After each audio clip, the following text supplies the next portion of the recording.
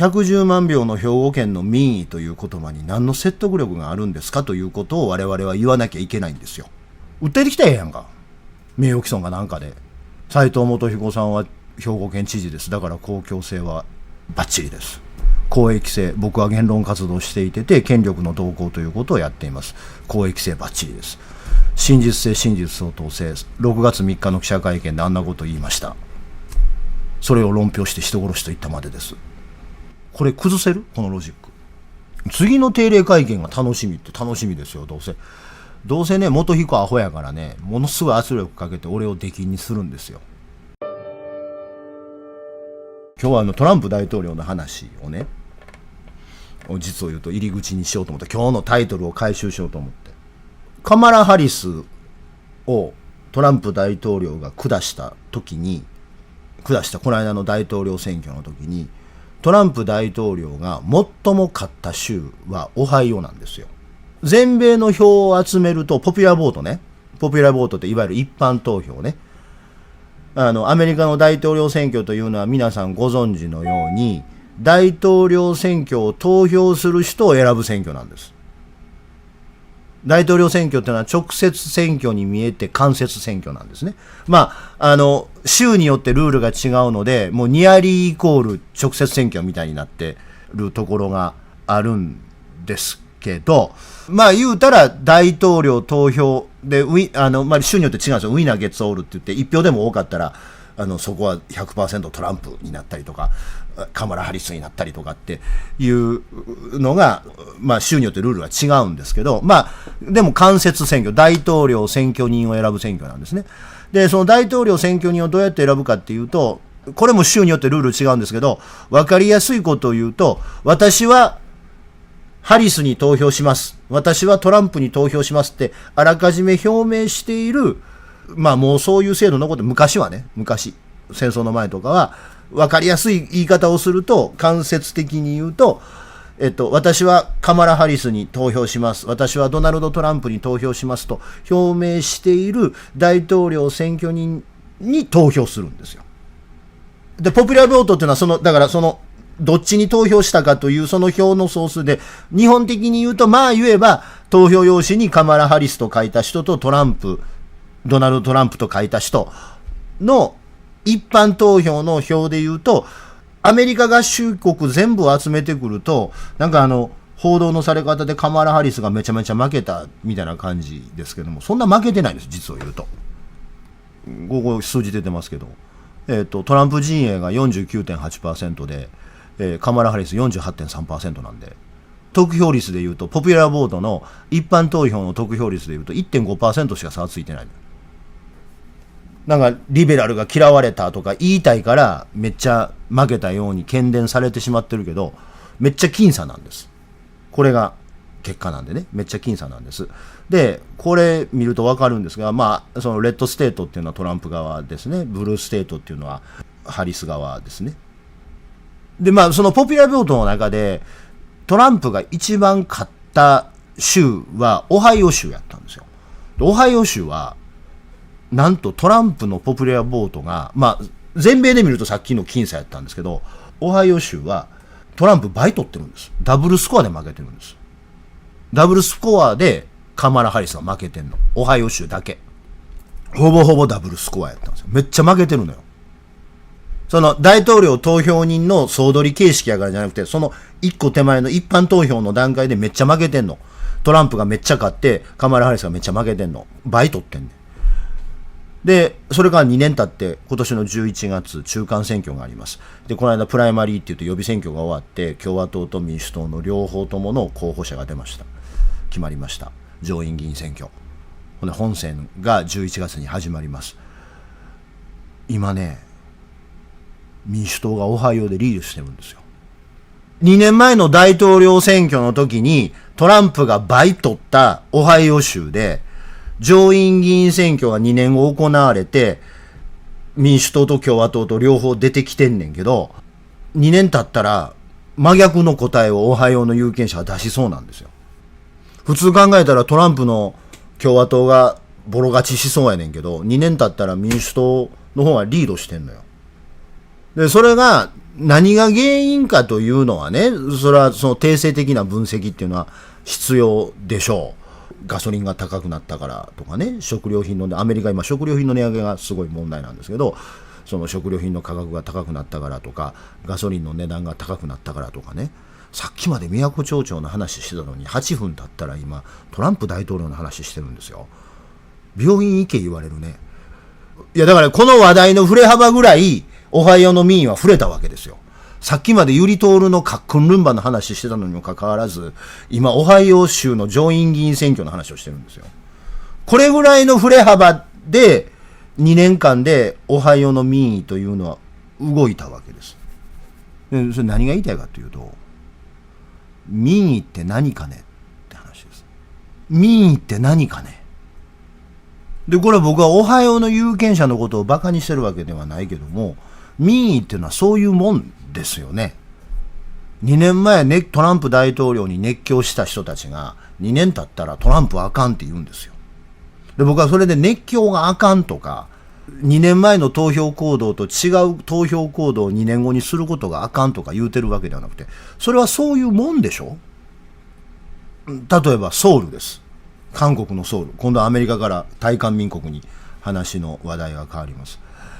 僕らそれこそ2年前にユン・ソンニョル大統領の戒厳令に抵抗したソウルの市民の姿を見ました。それでユン・ソンニョルの逆クーデターみたいなことが失敗して、ソウル市民の力でユン・ソンニョルがねじ伏せられて、ユン・ソンニョルが大統領から引きずり下ろされて、今ユン・ソンニョルとは逆のユン・ソンニョルみたいな右の大統領じゃなくて左側の大統領が大統領になりました。であまりにもユン・ソンニョルの右側の政権がおかしかったんで、左側の政党がリベラル政党が今韓国では大人気で、この間、木曜日に投開票あった韓国の統一地方選挙では全国各地でリベラル政党が勝ってます。で保守派右側の政党はイ・ミョンバクであるとかパククネであるとかって保守派のスター辞めた大統領を使って一生懸命頑張ったけど全然議席取れませんでした。でもね、ソウルの市長は右側が取ったんです。2年前にユン・ソンニョルの機関銃を持った兵隊に立ち向かったソウル市民のはずなのに、ソウルの市長選挙は右側が勝ったんです。で、定性的な分析をすると、ちょっとソウルのね、不動産価格とか、もうあまりにも一極集中が激しくて、韓国の場合は、ものすごく物価が高くて生活がしづらいみたいなね。で、いわゆるローカルな話題で、現政権が嫌気をさせられたソウル市民からすると。で、その物価高対策でね、現政権が嫌気がさされて、野党側に流れたと。だから右側の野党側に票が流れたというのが定性的な、もうどこもかしこもめっちゃ僅差なんですよ。めっちゃ僅差なんですよという答えなんですね。再びと、そのオハイオとかソウルの事例を見たときに、民意って何かね。そうやってオハイオとかソウルみたいに、これは別に僕はオハイオの有権者がダメだとかソウルの有権者がダメだって言ってるんじゃないですよ。じゃあ我々かって他人事じゃないですよ。この間の都知事選挙、石丸信二あんだけ票取りました。もっぺん取れるかい？どう考えても無理やと思うでしょ。ないでしょ。で、あの時に石丸信二に投票した人が間違いやとかバカだとかっていう話をしたいんではなくて、純粋な問題として、じゃあそれこそ2年前の都知事選挙で石丸信二が取った票をね、石丸信二がもっぺん都知事選挙出てきてやれるかって絶対無理でしょ。で、石丸信二じゃない誰かが持ってきて石丸信二と同じようなことを言うてもおそらくダメですよね。むしろね、定期的に選挙するというのは、民意というのは移ろいゆくものであるという前提があるから定期的に選挙するわけですよね。そもそも論として。一回出した答えがずっと続くはずやという前提に立ってないから定期的に選挙しましょうってことになってるわけですよね。だから当たり前のことなんですよ。民意というのは移り変わるもんであると。民意というのは移り変わるもんであるという当たり前のことを言うてるだけなんですけども、例えばオハイオであるとかソウルであるとか、例えば東京都知事選挙であるとか、世界中でこうやって民意がパンパンもそれを右と左というのか上と下というのか分かりませんけれども、動き続けるというのが民意です。で、そして民意は間違えるんです。だんだん言いたいこと分かってきた。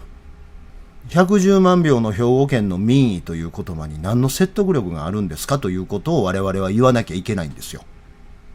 2024年11月に兵庫県知事選挙で下った有権者の審判を絶対視することはおかしいということを我々は言ってるんです。で、僕はそれは決してね、2年前の11月に出た答えが110万票が今運算無償しているということを申し上げたいんではないんです。もっぺん選挙したらひょっとしたら斉藤さんが110万票また取らはるかもわかりません。で、110万票というのはちなみに、歴代、兵庫県知事選挙で最低の得票率ですけどね。そういうことを言いたいわけじゃないんです。で、それは斉藤さんだけのことを言いたいわけじゃないんです。民意だけで決めてはいけない領域というのは社会には絶対あるんです。民意で推し量ってはいけない。民意という揺れ動く物差しで動かしてはいけない物差しが別にあるんです。例えば法律の解釈は民意で歪まったらダメなもんです。この道は制限速度60キロやけど斉藤さんに投票した人は80キロまで出せますって。それはダメでしょ。この間斉藤さんの乗ってた公用車猛スピードで走ってて赤信号を無視してはりましたけど、選挙に通ったから赤信号 OK ならんでしょ。なったらいかんのですよ、それは。あれ赤信号無視のやつ見張ります？水谷さんが上げてはったんで水谷さんの動画借ります。ちょっと待ってね。解像度が高すぎてちょっと待ってな。ところが抜けてる。今信号無視したんです。最初からよう見ててください。はい。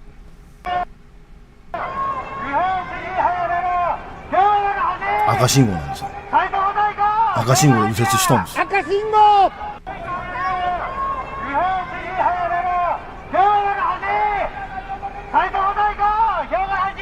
赤信号。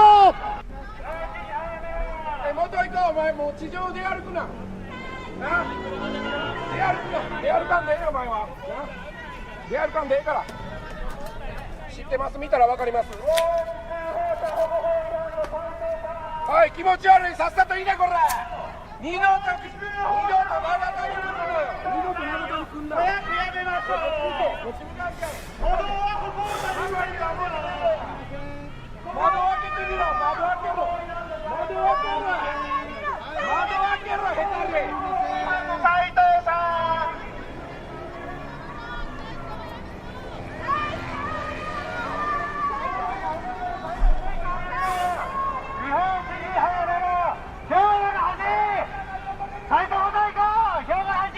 赤信号。信号無視や。これがね、選挙の結果が出てるからってこれが正当化されてはいけないんですよね。赤信号を守らんような斉藤元彦はやめろとかっていうことを言いたいわけじゃないの。ただ単にオハイオの話、ソウルの話、東京都知事選挙の話、それからこの赤信号の話で民意というもので正当化するということは危険だよねという話をしてるだけなんです。で、こっからちょっとひねりが入るんですけど、斉藤やめろって言うてるわけでしょ。でも直近の民意は斉藤やめるなやったわけですよね。ってことは今どっちの量が多いか少ないかは定量的に判断する方法がないです。まああるっちゃあるんですけども、例えば俺がやってるんやったら斉藤元彦のツイートについたリプライのネガティブとポジティブをヒートマップにすると圧倒的にネガティブが多いんですよ。で、千代さんも今日書いてたけども9割ぐらいアンチ斉藤です。今ツイッターはね。今5月の15日にグロックの規約が変わったんで AI で全件検索すっごいしやすくなったんですよ。で、ヤフコメでさえね、斉藤元彦おかしいっていうこういうのが多いわけです。だからまあおそらくはまあ今斉藤やめろという声の方が兵庫県では大きいと思うんだけど、でも出た民意、2年前に出た民意が民意の今僕らの持ってる民意の全てです。で、それに対してね、ダメだという声を上げてるということは、皆さんっていうか、皆さんっていうのはごめんなさい、主語が大きいけれども、今見てくださってる人がみんな斉藤やめろと言ってる人だと仮定してね、皆さんがやってることは世の中の大半に反することを言うてるわけです。フランス革命で言うたら、サンキュロットが怒り狂ってバスティーユ牢獄をマリー・アントワネットがパンがなければケーキを食べって、この間聞いてびっくりしたんですけど、あの時パンがなければケーキを食べってマリー・アントワネットが言うたっていう話あるでしょ。あれこの間聞いてびっくりしたんですけど、ケーキ言うたらいちごのショートケーキとかミルフィーユとか思い浮かべるけど、ブリオッシュのことらしいね。ブリオッシュぐらいやったらそんな怒らんでもええような気すんねんけど、まあ何しかパンがなければケーキを食べって言われたと言うて、まあ、民衆が怒ってバスティル牢獄を襲ってマリー・アントワネットを殺せって言うてるわけですよ。花屋の娘シモーヌはね、オリスでも見せるラセーヌの星のオープニングみたいになってるわけでしょ。でフランス革命で言うと、マリー・アントワネットを殺せって言うてる民衆に対して、殺したらあかんやんけって言うてんのが皆さんですよ。マリー・アントワネットを殺せ、ブルボン王朝を打倒しろって言うてるときに、いやそれはあかんやろって言うてんのが皆さんです。民意ということで言えばね、その時にね、その世論をね、民意というものに皆さんは抗う側なんですよ。抗ってんの。で、状況は歩道橋の人たちの頑張り、元彦店やってる人の頑張り、奥山先生みたいに本関わる人の頑張り、県議会議員の先生方のいろんな頑張りということで、様々なフロントでの皆さんの粉骨砕身の努力によって、実際2年前の民意と兵庫県の民意は様変わりしたけれども、繰り返しになるけども、出た2年前の民意というものに対して我々は抗う側なんです。でしかも民意は民意かもわからんけども、間違うてることは間違うてると言うてるわけです。ものすごい大量の民意という本流が目の前になりながら、最初の南波さんとかゆいちゃんとか松島さんは、最初のファーストペンギンとして動き始めたあの人たちというのは、ものすごい大量の土石流の中、杭を持ってじーっと立って、これはおかしいって言い続けてた人なんです。で、いろんなやつがそうやおかしいって言って川に杭を立てることによって、民意という本流がどんどん杭の本数が増えてきたから、民理という本流が弱まってきてるというのが今の状態です。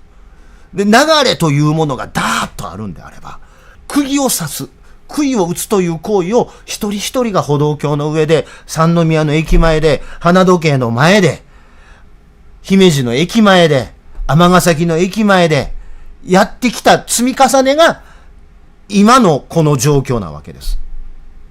で、一人一人の杭はちっちゃいかもわからんけど、それが無数に立つことによって民意という本流を今ようやく緩和しつつあるというのは今の局面なわけです。何が言いたいかというとね、そこで共感を得ようとすることは、実を言うと杭を打つことではなくて、土石流に乗って船で下っていくことなんですよ。共感で自分のやっていることを、世の中の人はこう言うてるけども、正しい価値観とはこれだと言ってプロテストする側は、共感なんてことを自分の KPI にしちゃダメなの。すっごい偏差値50以上向けに分かりやすく言うと、共感を前提にした平塚らいてうは成立するかということです。平塚らいてう共感求めてるか？あるいは大月慶月と論争してた時の与謝野晶子が共感を求めてたか？これはもう偏差値65を超えないと、大月慶月 VS 日本フェミニズム運動史の中で大月慶月 VS 与謝野晶子の論争というのは、平塚らいてう VS 与謝野晶子よりも僕は重要やと思うんですが、大月慶月 VS 与謝野晶子の時代にね、与謝野晶子が共感を求めてたか？市川房枝が共感を求めていたか？で、そこで市川房枝が、平塚らいてうが、与謝野晶子が世論に迎合して共感にやった時に、どうなってた？女性参政権運動、もしそうなってたら。ローザ・パークスが共感を求めてたか？常識的に嫌われないっていう価値判断が正しかったら、ローザ・パークスは席を立つべきです。そしてローザ・パークスは座った時に一人だったんです。僕が昨日おとついの記者会見で、斉藤元彦は人殺しだと言ったことで、あちこちで初期の頃に川に飛び込んで杭を打ち立ててたような連中はもう来週から歩道橋のコール決まったよなって感じやったんですけど、それからだけ12時間ぐらい経ったら、人殺しというのはいかがなものかという議論が展開しています。いや、それいかがなものかやったら言わへんかっただけのことですよ。でも斉藤元彦は人殺しということを歩道橋でコールしようという人、あるいはあちこちでプラカードを掲げようと思うその人の杭を打つ作業を邪魔するな。お前がその杭を打ちたくないのはお前の自由だから、その杭を打ちたくないんだったら打たなきゃいいんです。で、ここから先さらにツイートするんですけど、喜怒哀楽の4文字のうち、人の共感を呼ぶのは動だけです。人間の感情で他者の感情を 100% ロジックとして理解できるのは動だけです。怒りだけがロジックで他者に伝わるんです。で、実を言うと、冒頭で喜劇俳優の話をしたことはそうなんですが、さっきのゆりとおるのカックンルンバがなんで面白いかってロジックで説明できる？できないでしょ？でも喜劇という言葉があるように、あれ喜っていう、喜怒哀楽の喜っていう感情ですよ。ロジックにできないでしょ？俺が言ってた町長先生と平三平の掛け合いのところね、なんでその、ね、よう見たらおばはんやんけ、やかましいわあんの。なんでそれで笑うかなんか、それロジックで解説不能でしょ。喜怒哀楽の喜、説明つかないんですよ。ロジックで解説できないの、他の感情で。でもね、例えばこれ。めちゃめちゃ有名な写真ですけど、水俣病の裁判の時の水素、水俣病原告団が窒素の本社前で、東京の窒素本社前でデモした時の上り旗です。これ何が言いたいか全部わかるでしょ。みんなね、感情的って言うとね、ほんまは感情的、喜怒哀楽4つあるにもかかわらず、感情的って言うと動だけを感情的って排斥するけど、ほんまは一番ロジカルなのは動なんです。喜でも愛でも楽、みんななんか動が感情的やって、なんか動というものを感情的というものの代名詞のようにして扱うけれども、他者に言語として論理として伝わる感情は動だけなんです。で、とりわけ社会的なものに対する怒りというのはロジカルなんです。アンビバレントなこと言ってるのは理解しますよ。ただ民意という揺れ動くものの本流が一回生まれたら、それに抗うのは難しいから、南波さんみたいに、ゆいちゃんみたいに、松島さんみたいに川に飛び込んで殴られながら杭を打ってる、土石流の中で入ってる石とか木とかのにバーって体ぶち上げながら、文字通り怪我しながら杭持ってあかんって言うて杭を立ててるやつを見て、ファーストペンギンを見て、みんなが飛び込んで杭を打つってことをやってきた。だから共感を求めるなと言ってるのと、動という言葉は共感を求められる唯一の感情だっていうのはアンビバレントなのは承知してるよ。僕の言いたいことは、その本流のような、土石流のような民意の波の中に飛び込んでいくときに共感を求めるなって言うたいんやけど、もしお前らがほんまに共感というものが欲しければ、お前らがむしろ旗に掲げるものは正論ではなくて怒りの感情です。このむしろ旗です。東大の本田先生の国会前の演説があれだけバンされても、もう約100万再生を稼ごうとしてるんだよ。なんでかやと、本田先生怒ってるからや。日本を代表する知性が知性の全てを使って怒ってんねん。本田先生のあの演説で出てる怒りというのは知性ゆえの怒りです。そして他者に共感、僕が言うてる怒りという感情だけが喜怒哀楽の4文字のうち唯一他者に共感させられるという言葉が正しければですよ、その怒りがロジカルであればロジカルであるほど、怒りは他者の共感を生みます。そして信じてみ、怒れば怒るほどロジカルになります。で、これは別に無理強いするわけじゃないよ。無理強いするわけじゃないけど、プリミティブな怒りというのは絶対ロジカルです。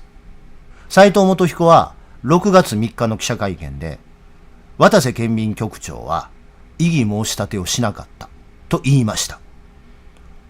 申し訳ない。この言葉を使うのは言葉を使う商売の人間として負けかもわからんけども、常識から考えてそんな非人間的な行為はないと思います。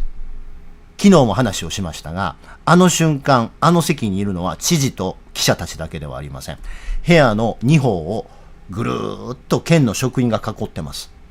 そして、記者会見の瞬間、県政改革課だけではなくて、どこへ行っても必ずリアルタイムで記者会見を聞いてる職員がいます。その中で、斉藤元彦知事は、渡瀬県民局長は、懲戒処分に対して異議申し立てをしなかったでしょと。自殺をしたということは異議申し立てをしなかったことですって言うたわけです。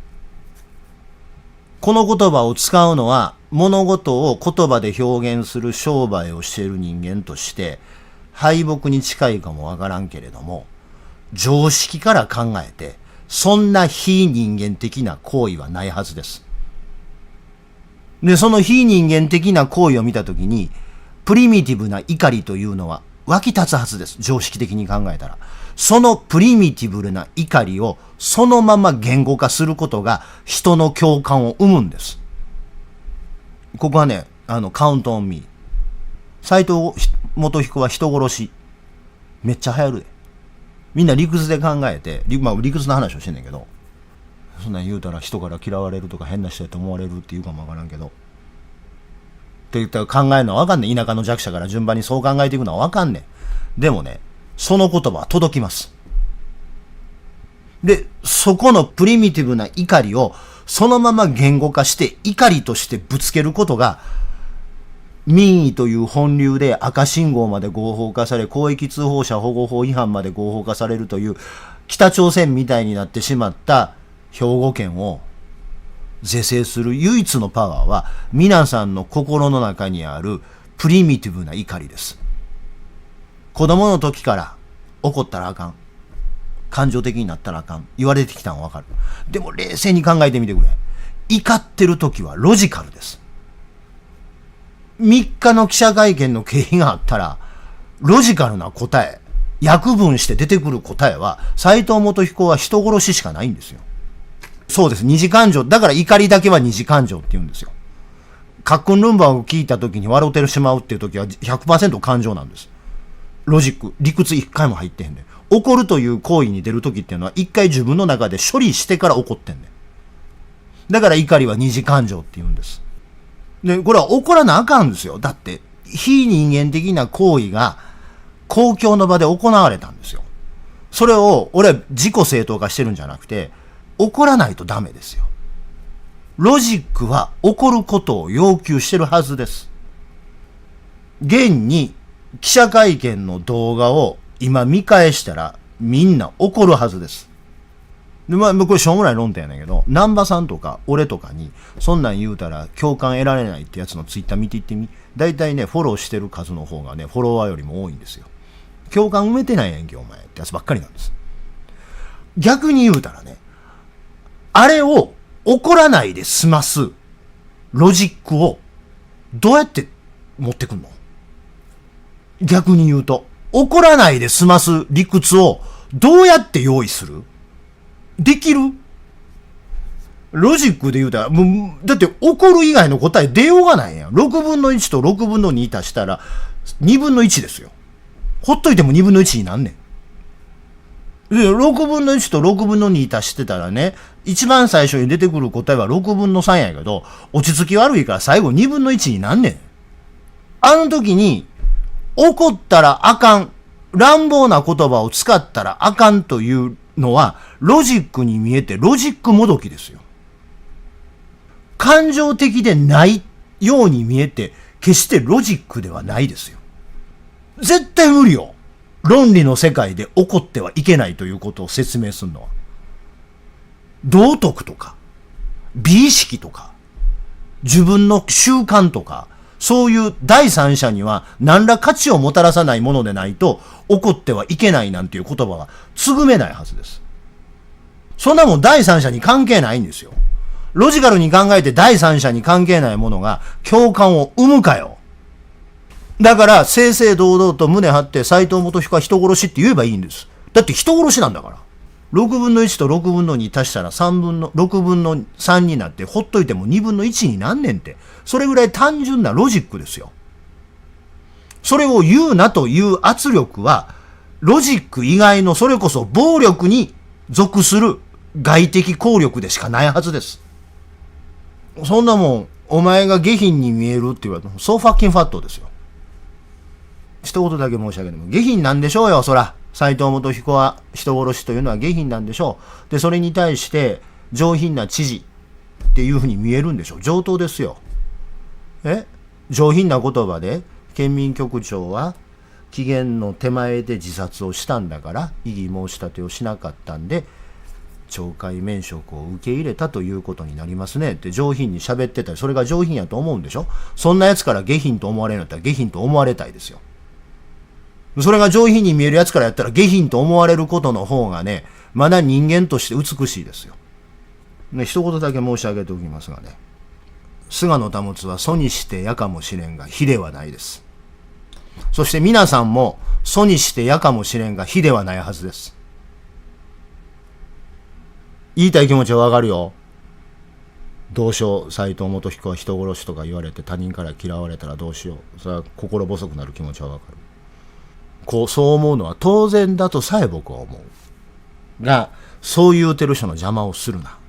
その人は非であることを避けようとしてるだけだから。違うことをやればいいだけです。迎合しようとするな。あの発言を聞いたときに怒りが湧くという君の感情は誰かに評価されるべきもんでもないし、自分だけが正しいという判断を下せる種類のもんですし、そしてそれは絶対正しい。卑屈になるな。迎合するようとするな。迎合するということはロジックに考えると2年前の110万人側に行くということです。だから迎合しようとするな。受けようとするな。ただただ気高くあれ。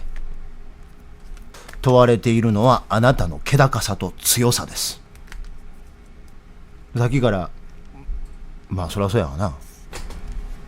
まあそうやわな。だって斎藤元彦の支持者から見たらやで、菅野保はしなしなのポヨンになってるかなと思ってるにもかかわらず、しなしなのポヨンになってるどころか今日も同説8500人超えてるわけですよ。ごめん、俺人気コンテンツやねん。さっきからそれを心配して8600人も見てるから、アホの斎藤元彦支持者、ごめん、アホの斎藤元彦支持者って頭痛が痛いな。白い白馬みたいなこと言うてるね。アホがね、何人か YouTube に紛れ込んでて、菅野の言うてることは記者でなくて活動家や言うてるんです。いや、そんなもん評価下すのは他人さんやから、俺が記者思てようか活動家と自分で思てようか他人さんが下してもうたらええねんけど、ごめん、俺の本30万部売れるし、今年だけでもう本出んの3冊決まってんねん。ごめんな。いや、ほんまごめん、申し訳ないわ。いや、なんぼでも言ってくれたよ。お前記者ではなくて活動家や。言うてもんだったった1年間に本3冊も出す活動家おんのんけおもろい。活動家いうのは新田さんとか粗品さんとかの言うことが活動家言うんちゃうん。あの人はなんか記事書いてはんの。正々堂々としとったらええんですよ。でね、一部ではね、逮捕されるとかね、名誉毀損で訴えられるとかって言うたら、ええやん、訴えられてええやん。逮捕されたらええやん。まあそれは人の人生やから、ぜひ逮捕されましょうとか、ぜひ訴えられましょうと言ってるわけではないですけどね。訴えてきたらええやんか。名誉毀損がなんかで。で、俺は斎藤元彦は人殺しっていうことを公益性、公共性、真実性、真実相当性を持って話しますよ。斎藤元彦さんは兵庫県知事です。だから公共性はバッチリです。公益性、僕は言論活動していて権力の動向ということをやっています。公益性バッチリです。真実性、真実相当性、6月3日の記者会見であんなことを言いました。それを論評して人殺しと言ったまでです。これ崩せる？このロジック。斎藤元彦さんが一般人とかね、そこら辺の通行人とかね、隣のおっちゃんとかちゃうねんから。兵庫県知事やねんから。公共性あるわな。訴えてきてみんな誰かそれ言うてて、例えば歩道橋で人殺し言うてたから、あーとかって警察に言われたりと。やったらええねん。名誉毀損なんでしょって。ほんたら、免責4要件の話をしたらええんですよ。公益性と公共性と、真実性と真実相当性。の公益性と公共性には、疑いの余地がなく公益的やし、公共性があるでしょうよ。で、しかも、元彦、最終的には司法の場合のすっきゃん。念願の司法のバーですよ。絶対語れへんから。絶対語れへんから、あいつら。訴えようが何しようが。それは刑事で来ようが民事で来ようが。絶対語れへんから。無理やもん。あいつが知事でいる限り。人殺し言われて、名誉毀損成立するんやったら、まあそれでも名誉毀損成立せえへんと思うけど、名誉毀損で勝とうと思ったら知事辞めることですよ。僕一般人やのに人殺し言われました、言うたらええねん。勝てるとしたらそれだけです。斎藤元彦から斎藤野良彦になって初めて勝てるんです。それなられへんねやろ、ようやめられへんねやろ、ぶらりなんとかとかいう動画作らなあかんねやろ、止まらへんねやろ。これでね、これ見ててね、菅野保、これ切り抜いてくれてもいいと思うよ。菅野保の発言が許されへんというね、躍動の会の人とかね、県議会議員の人ね、ぜひね、6月の議会で、記者会見の場で知事を人殺しだというのは許せないみたいなことを言うて、俺の名前挙げてね、議会で議論して、それがどういう結果を生むかっていうことをここつこって考えてから議論しや、その代わり。ぜひね、やっとくな、あれな。あんたらにその議論が法的にどういう効力を生むかという知恵があんねやったらけどな。やらはったらよろしいんです。ぜひやってください。やってくれる先生に政治献金したいぐらいやってほしいです。まあそんなことしたらあれや、買収になってまうができひんけども。ぜひね、県議会の議場で、記者会見あれどないなってんねん、人殺しはしといてええんかっていう議論をしとくなはれ。やったらどうなるかっていうことは政治家やったら知恵回るはずじゃ、ドアホ。なんや知らんけど、白井とか太田とか、県議会議員、看過できひんって小じきみたいに、アホの斎藤元彦支持者のリツイートといいねもらうために書いとったけど、太田消しとったよな。看過できひんって。知恵回ったんちゃうか。議論したらどうなるかっちゅうことに。これやるようなやつだったらアホやし、俺はそのアホを応援する。ぜひやんなあれ。その代わり、正々堂々と俺の名前出して議論せえよ。いきり倒したらええねん。県議会の場で。やれるもんなんてやってみたらええねん。やってみた後どうなるかって考えてみたらええねん。元彦頭抱えると思うで。まあ元彦も知恵ないからな。それがどういうことになるかっていうのは分からんと思うけど。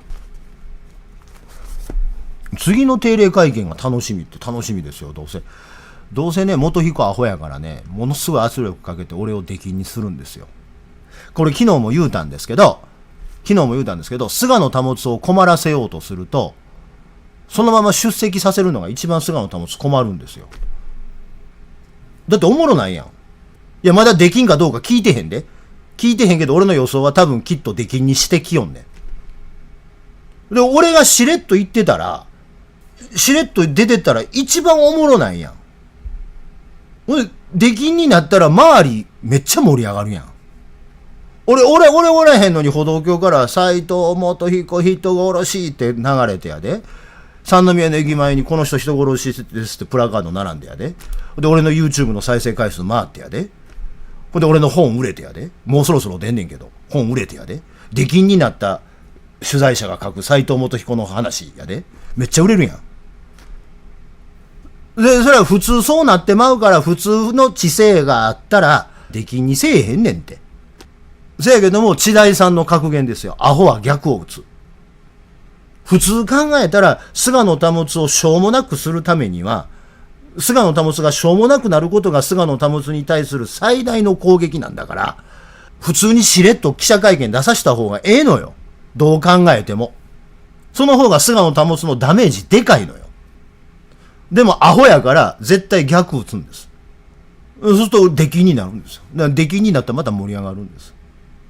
嫌やと思うぞ。歩道橋から斎藤元彦人殺し、菅野戻せ。嫌やと思うで。自分がどんどんしんどなる方向へ流れるんですよ。これ度量見せて出しといて、さようか言うといたら、全然おもろないから、事態は元に戻んねんけど、アホやから絶対逆打つよ。で、ギリギリやるよ。ギリやると思うよ。アホやから。許されへん看過できない時計の針2年前に戻ってるってことに本人だけ気づいてへんねん。見事に振り出しに戻ったやろ。そやから出禁にすんのはアホやけど、アホやから逆を打つから多分出禁にするって言うてんねん。基本に戻ったんですよ。パワハラ研修無駄やった言うて住民訴訟したどうで、兵庫県の人。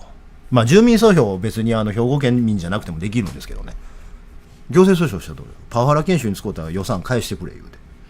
治ってへんやんけ。効き目なかったやんけ。まあ、アホはアホなりの答え出してくると思いますよ。でも俺の予想当たると思う。アホやから。アホやないんやったら、俺をおもろないようにせえ。無理やと思うけど。ぜひチャンネル登録といいねボタンを押してください。